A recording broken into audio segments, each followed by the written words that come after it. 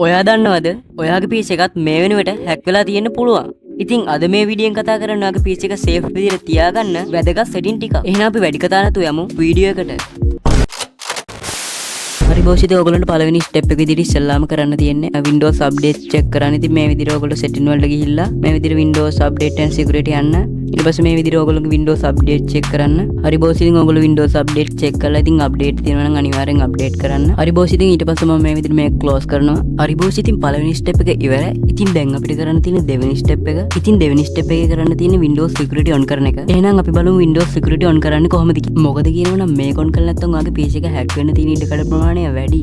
හරි යාළුවනි ඉතින් ඔයගොල්ලන්ට ඉස්ලාම කරගන්න තියෙන මෙතන search bar එකේ Windows security කියලා search කරන්න. ඊට පස්සේ පේනවා ඉතින් මෙන්න මේක. ඉතින් මේක open කරන්න මේ විදිහට.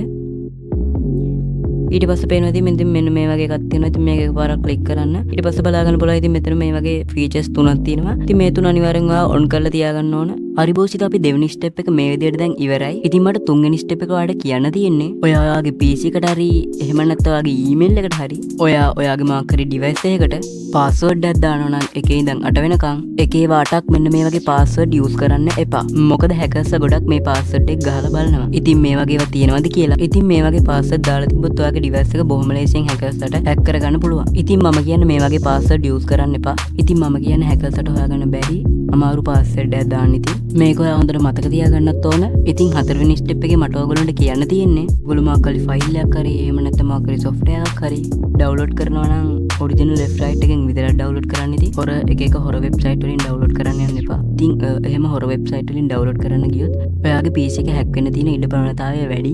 හරි බෝස් ඉතින් අද වීඩියෝ එක ගණනාවේ ඔයාගේ PC එක hack වෙන්න නැති වෙන තියාගන්න හොඳම setting 4ක් ගැන. ඉතින් channel එක subscribe කරලා නැත්නම් subscribe කරලා තියාගන්නත් කියලා මතක් කරනවා. එහෙනම් අදට මම යනවා මගේ යාළුවෝ හැමෝටම ජය වේවා.